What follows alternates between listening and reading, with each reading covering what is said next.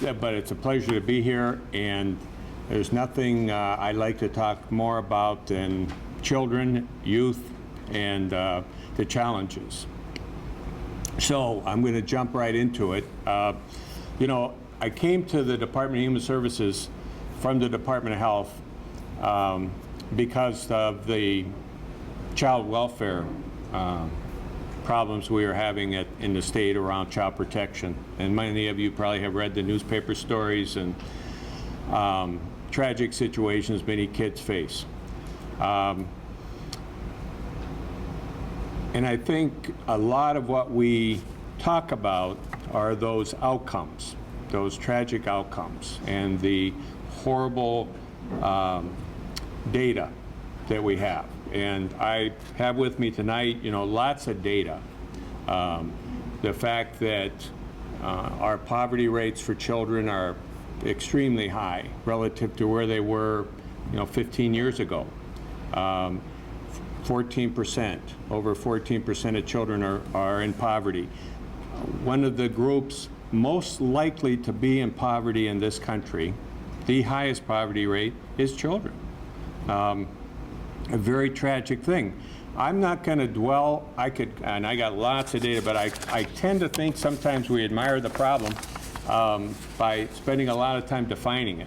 I know this from, well, going on 25 years of working in children's issues, that we have a long way to go to get families the support they need to succeed, and to make sure that when families don't succeed, and when we have youth. Am I off? Oh. It is off. Oh, it is off? Oh, it's muted, that's fine. What? Could you hear me anyway? There you go. Now can you hear me? So I'll whisper. No, I'm just kidding. So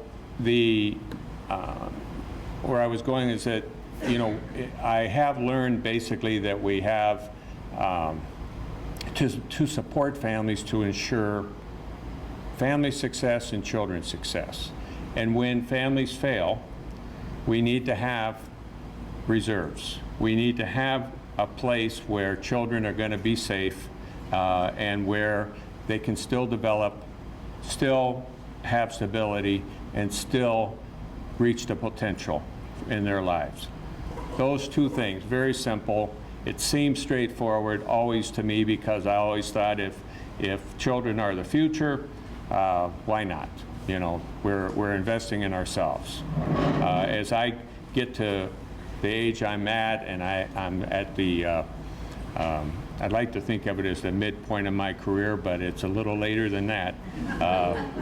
I realize just how important the next generation is. Not only my own children, but my children's children. I don't have any yet, but I'm projecting. And so it seems common sense in so many ways, but it's not, because we haven't figured out how to help families succeed without making it too easy. You know, that's the fight that goes back and forth. I spend a lot of time at the legislature. So the idea is we want to, you know, do a lot for families, but we're afraid, and I say we, I'm not including myself, but I'm just trying to be friendly. We say, well, we want to make families strong, but we don't want to make it too easy for a family, because then parents won't have to parent. You know, it's like, have you ever gone through something in life that's kind of really hard, and someone else comes along to that point in time, and you make a decision? Is it going to be really hard for them too, or are you going to help them and make it easier? You know, kind of like a tough point. And a lot of us, unfortunately, we say, well, you just got to go through that. You just got to be tough. You just got to provide. You just got to get by with less. And the stress of that accumulates, and oftentimes it's too much for a family. And when that family doesn't succeed, we spend a lot more money, and we never get as good an outcome as we do with children when families succeed. Now, I know we're going to talk tonight, and I know the focus is on homelessness. and on, you know, not just families that are homeless, but homeless youth as well. And I believe from all the data that I've looked at over the years, we're still talking about the same families and the same kids. We're still talking about vulnerable families and vulnerable kids who struggle daily to make ends meet and to get the outcomes that they're hoping for. So I have just recently at the department taken a study that was on the shelf that's going to be used a lot. Actually, we published some of it recently. It's been in the paper to look at where are all these kids and who are these kids and what kinds of risk factors do all these kids have, and what does it mean when you have a risk factor, and how many risk factors does it take to really accumulate enough risk factors that you're really truly at risk, and maybe you know, such things as homelessness are going to be a pathway or potential. So for instance, I find this to be fascinating. I hope you do. Let's take all the kids in the state that are on public health programs. So Minnesota Care and medical assistance, all the health care programs. We have a great health care system in Minnesota, and we've really done a pretty good job over the years insuring children. So we have 400,000 children. Of the 1.2 million children in Minnesota, 400,000 are in a health care program, getting their health care. So inside that area, we have another group of about 170,000 children getting SNAP or food stamps. Inside that, we have 70,000 children who are on MFIP, our state welfare program. And inside that, we have about 22,000 kids that are in our child welfare system. And so we know all those kids inside that child welfare system that are also in the welfare system, that are also in the food stamp system, that are also in the healthcare system. And we also know that those kids in that child welfare system, in that center point in the middle, and are also over 20% of them have been homeless, or their families have been homeless in the last 5 years. And if you look historically at, over a 5-year period, there's 80,000 children in this 400,000 that have been in the child welfare system. So 20% of 80%, you have 20% of 80,000, you have about 16,000 children who have been homeless in the last 5 years who wound up in the child welfare system, in the child protection system. And when you're in the child protection system, that's not a good place to be. I oversee the program. I'd like it to be a better place. But when you remove a child from their home and put them in another home, it's a traumatic event. It's traumatic for that child, it's traumatic for that family. And that's not even, that's just counting on it being a good foster care situation as well, which isn't always the case. So you are putting that child in a situation that's traumatized. And there isn't the mental health and other services available to deal with that trauma. And oftentimes that can be repeated many times. Foster care can change. They can be back home and then back out. And those types of events, we often call them adverse childhood experiences, ACEs. Those events change our lives. And they change it in a way that causes us to not be able to see straight. We're not able to digest things normally. And I don't mean food. We're traumatized. We've been through a traumatic event, and that kind of changes the way we see the world. And so then, from that point forward, when that trauma accumulates to a point where it's just too much in a child's life, and they've accumulated enough what we call adverse childhood experiences, bad things that happen to them, they don't function well, and we're constantly responding to that need of that child through trauma.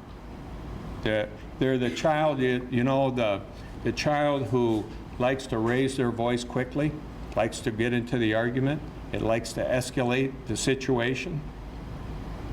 It isn't because they had a plan. It's because that's their comfort level. Where a lot of us would be comfortable being quieter or backing away or trying to keep things under control, or let's have a more reasonable conversation. It escalates. And it escalates because they've been there so much in trauma, in anxiousness, that that's actually a comfortable place.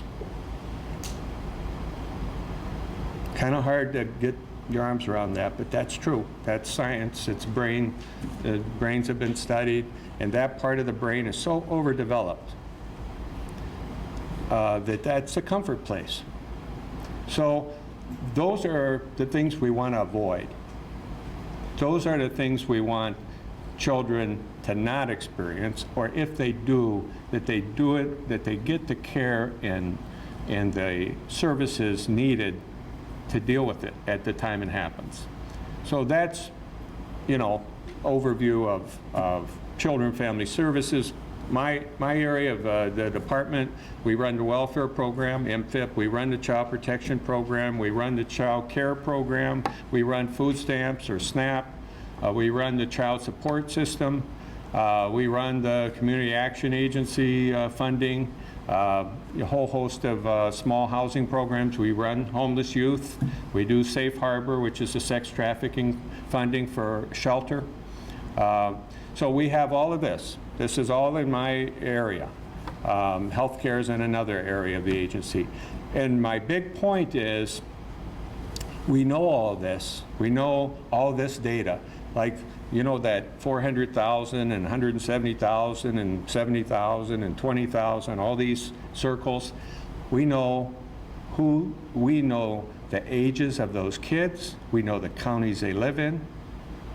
And we just don't know how to make it better. We have programs, but programs don't make things better. It's the relationship and the timing of the services that get delivered and the way they get delivered and the need, and delivered in proximity to the needs, that make the difference. All the programs in the world don't get it done. It's like school, all the classrooms, all the curriculum doesn't get it done, but that relationships, those relationships, the stimulation, the incentive, that special teacher, that special caseworker, county worker, all of those people get it done. And it's finding and recognizing what families need when, and how you get those services to them in a timely way, and develop those relationships that allow them to use the resources you provided so that they can get to independence and thrive, and their children are going to thrive. It's not just taking the children and trying to work with them over here and leave mom and dad over here, because mom and dad, or mom or dad, have to go on the same trajectory as those children if we're going to have success. We can't do one generation work. But we haven't always known that. We know so much more now. We know the brain development. We know about 2-generation strategies. And we know a lot of data about who these families are and the needs that they have and the things that they get. So we're just getting to the point where I hope in the coming years we're going to have better strategies, better coordination of our services so that we can serve these families better. A point on homelessness, and because I know there's going to be some discussion on that tonight. I look, you know, a macro person. I don't get to come out and be with people as often as I like. I don't get to see services on the ground as often as I like. I'm in an office and I'm looking at spreadsheets and program data, and I'm at the legislature trying to get more money for this or trying to avoid a cut over here or try to explain something. And the Homeless Coalition in Minnesota, and right alongside of the Homeless Coalition in terms of homeless youth as well as other homeless populations, and the sex trafficking advocacy organization and the program called Safe Harbor, which a lot of homeless youth end up in those situations. Those two coalitions are two of the best coalitions I've ever seen work at the Capitol. You know, they go in, they get funding, and you think, good for you. Wow, I didn't think you'd get funding. That's great, good luck. And the next year they're back and there's more funding coming. You know, I mean, they are relentless. And they've got people telling their stories and lived a life. Great youth and young adults who have, at one point in their lives, been homeless and have overcome it, got the housing they needed and the stabilization they needed, and had the relationships in their lives they needed, and they are successful, and they're down there advocating and telling their stories and doing it so well, and it's so hopeful. So it's interesting. I'm not going to get into politics, but you know, we have a lot of money left this year in the budget. We got a big surplus, a couple $2 billion. I've been around that state legislature for 35 years, and it doesn't get any better than this, okay? We've been through a lot of lean years. So the governor, who I work for, and of course I like him a lot, he puts a lot of money out. He spends most of it on different things. And the Senate kind of spent about the same way, give or take. You know, everybody's got to have their own stamp. But the House didn't want to spend it. They didn't want to spend it on any of the programs that the Senate or the governor had put in. But so they came out with their budget today. I don't like their budget. It's a terrible budget. But two of the three things that they funded, there are 3 items that they funded: homeless youth and Safe Harbor. Nothing else. You know, all my budget all got zeroed out. You know, there's all kinds of potential cuts that were there, but those 2 were 2 of the 3 things they funded. Now, they'd already had money in the Senate, and there was money in the governor's budget. You know, so I mean, it's not that it was all by themselves, but I think that's powerful. And we need to take advantage of that in 2 ways. We need to keep that strong voice going about the importance of that funding, but even more importantly, we need to show results.